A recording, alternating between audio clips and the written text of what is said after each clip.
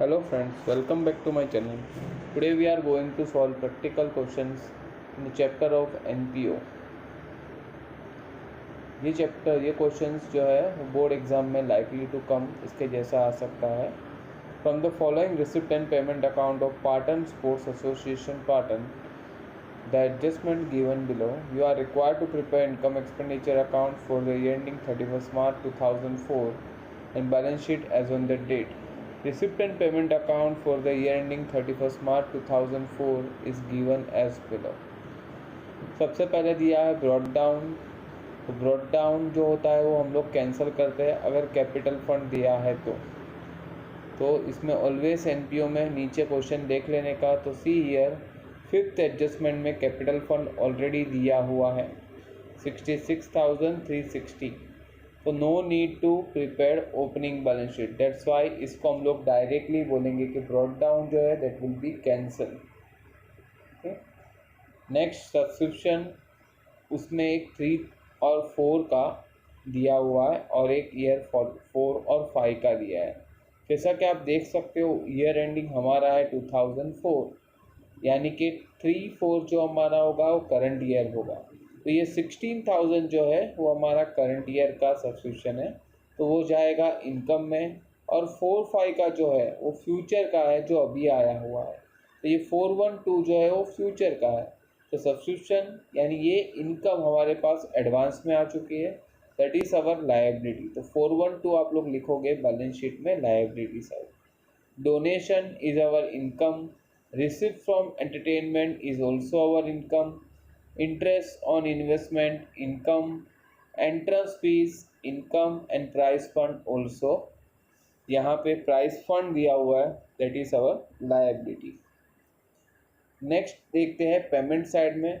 सबसे पहला दिया है salary that is expense. Entertainment expense में जाएगा. Lighting expense. General expense also expense. Taxes भी एक्सपेंस में जाएगा. Investment is our assets. Printing and stationery expense में जाएगा.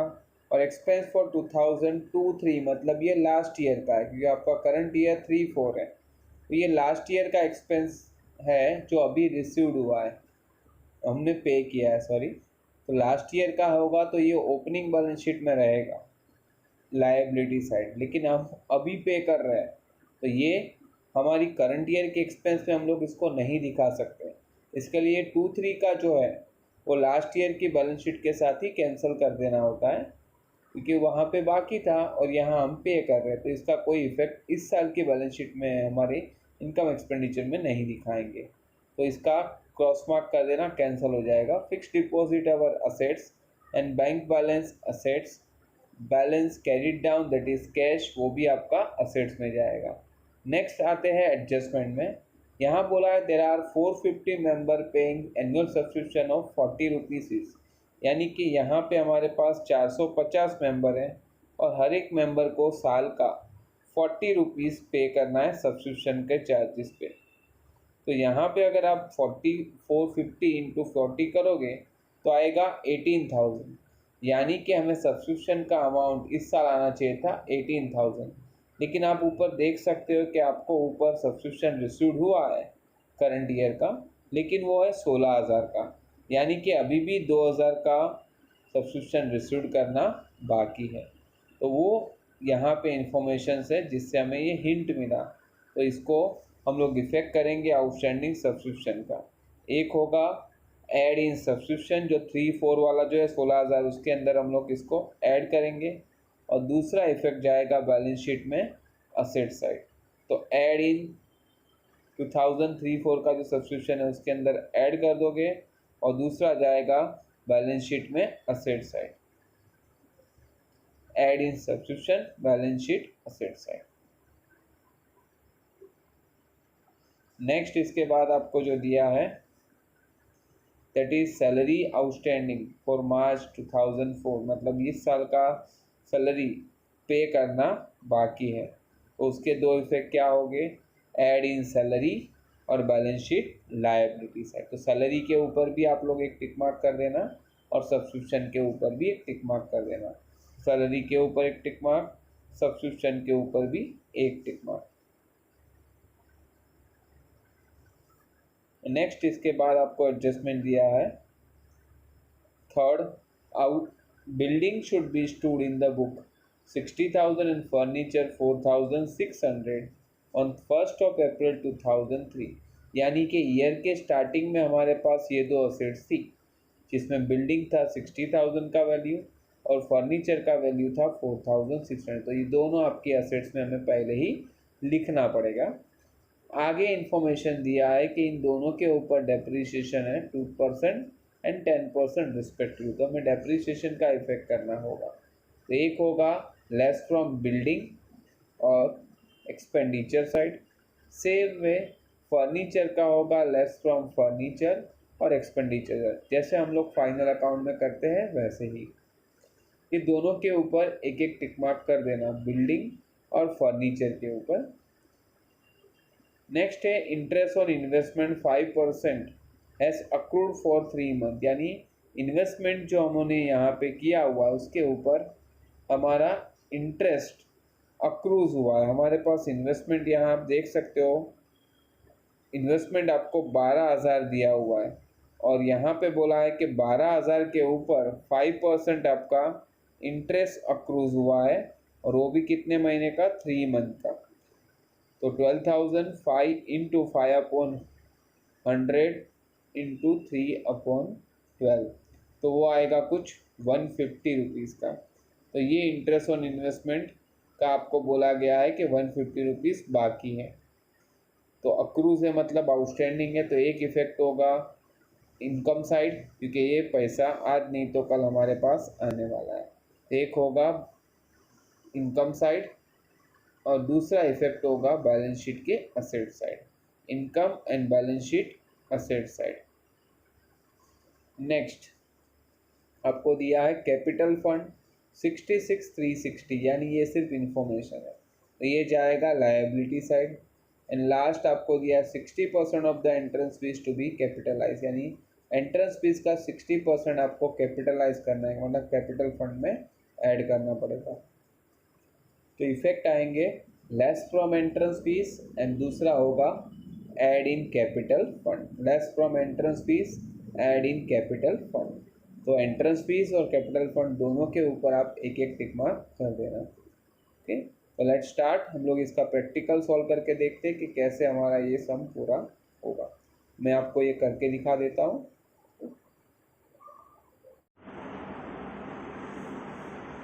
जैसा कि आप देख सकते हो, मैंने पूरा फॉर्मेट यहाँ रेडी कर दिया है।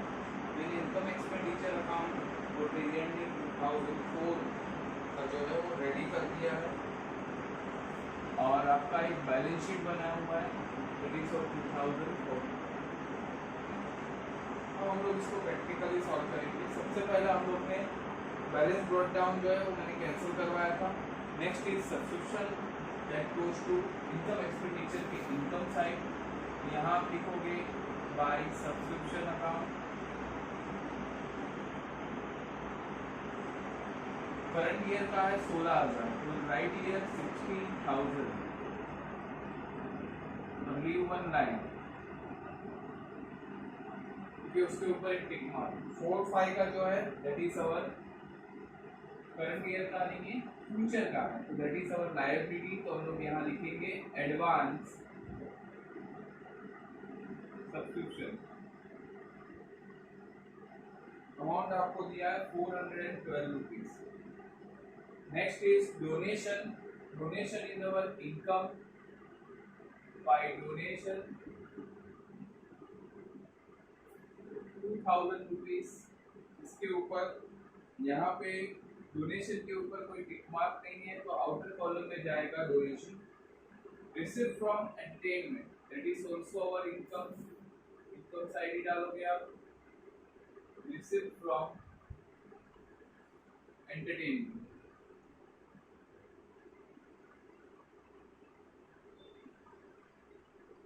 अमाउंट आपको दिया है 3,644। Interest on investment that is also our assets, income में जाएगा। तो इंटरेस्ट ऑन इन्वेस्टमेंट ये भी हमारा इनकम है 324 rupees. Outer column entrance fees, that is also income, but entrance fees के ऊपर आपको यहाँ पे नीचे इंफॉर्मेशन दिया हुआ है कि उसका 60% हमें कैपिटलाइज करना है। इसके लिए हम लोग ये अमाउंट लिखेंगे इनर कॉलम में। प्राइस फंड, जब भी कोई फंड हमारे पास आता है वो स्पेसिफाइड किया हुआ, स्पेसिफिक डोनेशन जिसको बोला जाता है, अगर वो दिया होगा दैट इज अवर लायबिलिटी। ये प्राइस फंड आपका जाएगा liability side, amounted to 3000। Now on the payment side, first one is salary, तो जाएगा आपका expenditure side. I will write here salaries, और सैलरीज के ऊपर आपको यहाँ पे एक टिक मार्क है, तो सैलरीज का अमाउंट आपको लिखना पड़ेगा इनर कॉलम में 5500। नेक्स्ट इज एंटरटेनमेंट एक्सपेंसेस, ये भी आपका एक्सपेंस है। I will write here entertainment expenses. Amount आपको दिया है 2580। Outer column no tick mark is there. Lighting is expense, lighting की जाएगा आउटर कॉलम में, no tick mark. General expense, general expense के ऊपर भी कोई टिक मार्क नहीं है, आउटर कॉलम 1536। नेक्स्ट आपको दिया है taxes, that is also our expense 500 rupees. Investment is our assets, तो असेट साइड लिख दो investment, amounted to 12000 rupees. Outer column क्योंकि यहाँ कोई टिक मार्क नहीं है। Printing and stationery, that is our expense to printing and stationery, amounted to 944 rupees. यहाँ पे भी कोई टिक मार्क नहीं दिया है प्रिंटिंग एंड स्टेशनरी के ऊपर। Next is expenses of 2002 and 3, मतलब ये लास्ट ईयर का जो हम लोग ने कैंसिल किया था क्योंकि वो लास्ट ईयर के साथ कैरी होगा, it is not no effect in current year's balance sheet. Next है fixed deposit is our assets, so we write on the asset side fixed deposit, amount आपको यहाँ दिया है 4000 rupees. Outer column no tick mark. Bank balance is also our assets, I will write here bank 3000, और balance के writ down को हम लोग बोलते हैं कैश 580। ऐसा हम लोग ने सारा रिसिप्ट पेमेंट के सारे इफेक्ट यहाँ पे पोस्ट कर दिए। Now we move to the adjustment part. सबसे पहला एडजस्टमेंट था कि हमारे पास 450 मेंबर है और हर एक मेंबर को सब्सक्रिप्शन का पे करना है 40 rupees. 450 into 40 that comes to 18,000, यानी सब्सक्रिप्शन हमारे पास साल का आना चाहिए था 18, जबकि आपको यहाँ क्वेश्चन में दिया है 16,000। इसका मतलब ये है कि आउटर कॉलम में हमारे पास 18,000 हमें दिखाना होगा करंट ईयर का।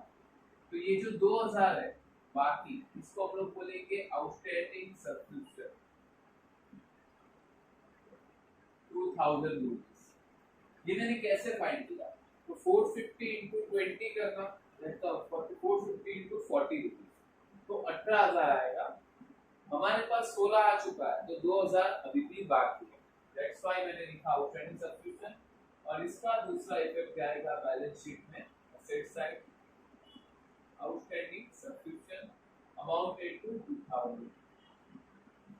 Next given here is salary, outstanding किया है 1000 रुपीस।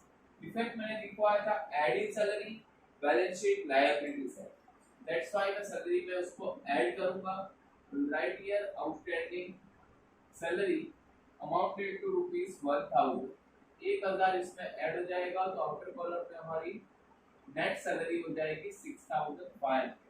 तो सैलरी आपकी एक्सपेंस है तो ये बाकी है, तो दैट्स व्हाई ये हो जाएगी आपकी liability side outstanding salary 1000। Next is building, आपको बोला है पहले से कि लास्ट हमारे पास ओपनिंग में हमारे पास बिल्डिंग था 60,000 रुपीज का, इसके ऊपर एक टिक मार्क है। और दूसरा हमारे पास ओपनिंग में था फर्नीचर, इसका वैल्यू आपको दिया है 4,600। और उसके अलावा इसके ऊपर दोनों पे डेप्रिसिएशन आपको बोला गया है। बिल्डिंग के ऊपर डेप्रिसिएशन बोला है 2%, तो इफेक्ट मैंने बोला था less from given assets, I will write here depreciation 2%। 60,000 का 2% यानी 20 निकाल दो 600 आएगा 1%, यानी कि 2% आ जाएगा आपका 1200 लेस कर दो, आउटर कॉलम इज 58,800 आ जाएगा। और इसी का करस्पॉन्डिंग इफेक्ट क्या आएगा एक्सपेंडिचर साइड, यहाँ पे मैं हेडिंग लिख देता हूँ डेप्रिसिएशन, उसके अंदर सबसे पहला हमारा है बिल्डिंग, जो हमें यहाँ मिला है 1200। दूसरा वैसे ही आपको यहाँ बोला है 10% फर्नीचर के ऊपर डेप्रिसिएशन है, I will write here 10% depreciation, 10% होगा 460 रुपीस, इसको माइनस करोगे तो आएगा 4140, और इसी का करस्पॉन्डिंग इफेक्ट यहाँ जाएगा, जैसा बिल्डिंग पे था वैसे ही फर्नीचर 460, दोनों मिला के आउटर कॉलम में total depreciation 1660। Next interest on investment 5% to be approve, जो मैंने बोला था कि 5% अप्रूव होगा इंटरेस्ट ऑन इन्वेस्टमेंट। इन्वेस्टमेंट आपके पास है 12,000, 12,000 का 5% होगा आपका, अगर आप निकालोगे तो दैट कम्स टू 600, और उसके भी आपको 3 मंथ का निकालना है, 600 पूरे साल का, तो उसका 1/4 कर दोगे तो वो आएगा 150 रुपीज, यानी 150 रुपीज आपका इंटरेस्ट ऑन इन्वेस्टमेंट। इसके दो इफेक्ट मैंने बोले थे, एक जाएगा इनकम साइड, यहाँ लिखोगे इंटरेस्ट ऑन इन्वेस्टमेंट 150 रुपीज, और दूसरा ये इन्वेस्टमेंट के ऊपर इंटरेस्ट आना बाकी है, तो यहाँ लिखोगे interest on outstanding interest on investment 150। अब सेकेंड लास्ट हमारे पास जो दिया है कैपिटल फंड, हमें पहले से दे दिया है, तो वो हम लोग लायबिलिटी साइड लिखेंगे, इसका सिर्फ एक ही इफेक्ट आपको करना है कैपिटल फंड। यहाँ पे आपको दिया है capital fund that is 66,360 rupees, I will write here 66,360 rupees inner column में, क्योंकि इसके ऊपर एक टिक मार्क तो होगा ही सरप्लस डेफिसिट का ऑलवेज। नेक्स्ट बोला है 60% of entrance fees to be capital, यानी 60% एंट्रेंस फीस का हम लोग को यहाँ से माइनस करना है और उसको कैपिटल फंड में ऐड करना है, कैपिटलाइज में लिखूंगा। कैपिटलाइज में यहाँ पे बोला है कितना है 60%, तो 60% इसका निकालना है आपको। 60% कितना आएगा 4,500 का 60% अगर आप निकालने जाओगे that comes to 4,500 का 60% 2700, इसका 2700 आप माइनस कर दो,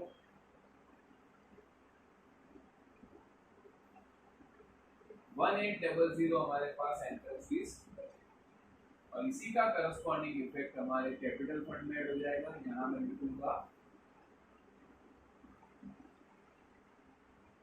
एंट्रेंस फीस 2700, इसको ऐड कर दो 6960 रुपीज आएगा, जो भी होगा उसके बाद हमारा सरप्लस या डेफिसिट ऐड एलएस होगा।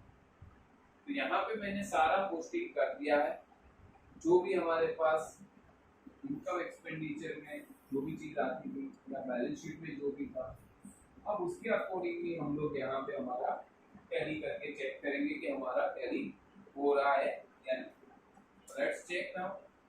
सबसे पहले हम लोग हमारे इनकम एक्सपेंडिचर का टोटलिंग से स्टार्ट करेंगे, देखते हैं कौन सी साइड बड़ी। यहाँ पे आप देख सकते हो इतना कोई बिगर अमाउंट नहीं, लेकिन यहाँ पे 18,000 पहले ही मुझे दिख रहा है, आई थिंक क्रेडिट साइड ही बड़ा है।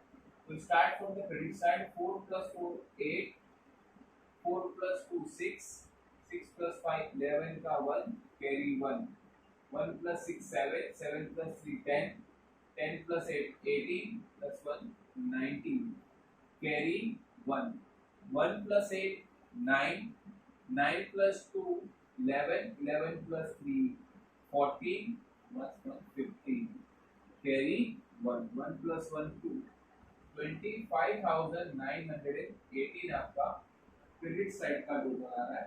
अब उसमें से मैं डिफरेंस निकालूंगा। डिफरेंस को हम लोग यहाँ बोलेंगे surplus, that is excess of, इसको हम लोग लिखते हैं excess of income over expenditure. देखते हैं हम लोग। सबसे पहले यहाँ 6 और 4 10 और हमें 8 लाना है। 6 plus 4 10, 10 plus 8 18 carry 1, 1 plus 8 9, 9 plus 3 that comes to 12, 12 plus 4 16, 16 plus 6 22 और हमें 1 लाना है।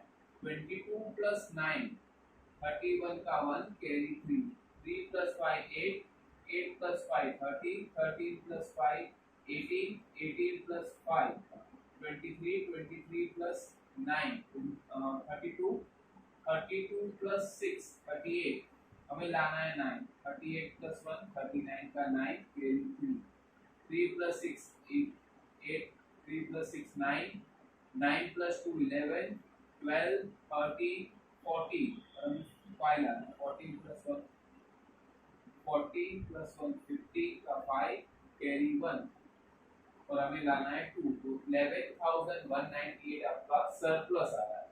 सरप्लस है तो इसको हम लोग यहाँ पे ऐड करेंगे। तो I will add here 11,198। Let's check करते हैं। 8 6 plus 9 15 carry 1 2 10 carry 1 80,258 आपका कैपिटल फंड हो जाएगा। अब लास्ट चेक करते हैं हमारा बैलेंस शीट टैली हो रहा है। 8 plus 2 10 carry 1, 5 plus 1 6 plus 1 7, 2 plus 4 6, then 3 plus 1 4 and 8, 84,670 आ रहा है। check it here also 0, 8 plus 4 12, 12 plus 5 17 carry 1, 1 plus 5 6, 6 plus 8 14, 14 plus 15 16 carry 1, 1 plus 2 3, 3 plus 4 7, 7 plus 2 10, 10 plus 2 12, 12 plus 8 20, 20 plus 4 24 carry 2, 2 plus 1 3, 3 plus 5 8। तो आप देख सकते हो हमारा बैलेंस शीट भी टैली हो रहा है 84,670 से। चेक आउट द सम। इस तरीके का क्वेश्चन आपको बोर्ड एग्जाम में मंडे को आ सकता है। तो बी प्रिपेयर्ड फॉर एनपीओ। जैसा कि आप जानते हो कि एनपीओ हमारा कंपलसरी क्वेश्चन है 12 मार्क का, तो आप कोई भी इसको छोड़ने की गलती मत करना। एटलीस्ट जितना भी आता है टॉपिक रिलेटेड, जो भी आइटम्स आपको पता है उसको पोस्ट करके आइए। टैली नहीं होगा चलेगा, कम से कम 2 या 4 मार्क आपको कम मिलेंगे, बट अगर पूरा क्वेश्चन छोड़ के आओगे then you will going to lose your 12 marks. Don't take risk. Question समझो, कौन सी चीज कहाँ जा रही है इसको समझो और पोस्ट करके आओ। एडजस्टमेंट नहीं आए, कुछ नहीं आया चलेगा, लेकिन एटलीस्ट करके आओ। Bye for day. Bye for the day. Take care everyone and best of luck for your board exam.